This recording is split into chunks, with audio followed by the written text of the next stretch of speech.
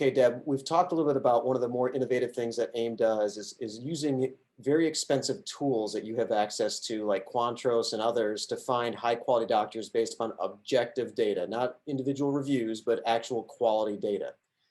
So your team is willing to help me find doctors. Maybe I need a specialist of some sort.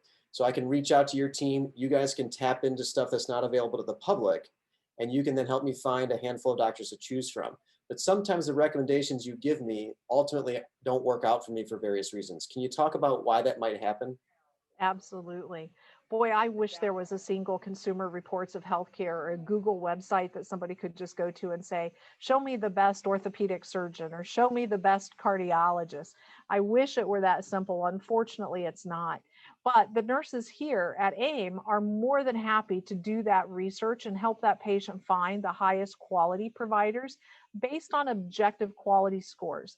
So one of the databases that we use, for example, if a provider accepts $1 or more in payment from Medicare, they're required to submit all of their clinical outcomes and all of their data into the CMS system. So we can look at things like mortality rates, infection rates, complications, readmissions, falls, medication errors, all kinds of quality data. I don't care so much if the wallpaper in his waiting room looks like it's from the 1970s. I care if I'm going to get an infection, right? So those things are more objective in their quality tools. But here's the challenge. We're headquartered in Columbus, Ohio. And so things tend to change very rapidly.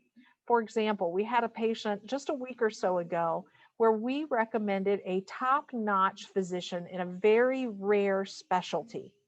And unbeknownst to us, that physician had retired in the last couple of days. So when the patient called to make the appointment, the office said, I'm sorry, he's retired. And when we looked, we even looked him up on the internet to make sure, yes, he still has an office at this location and his hours are this, but we didn't have the information that he had retired. So it does change, right? I've even had an instance where an MRI facility burned down and we didn't know that. So there are still glitches, there are still hiccups. This is something that's still very much in its infancy, but I do know if you run into a problem as a patient, call the nurses back and let them know we are nothing if not persistent. We will stick with it until we make sure you get what you need. Fantastic. Thanks, Deb.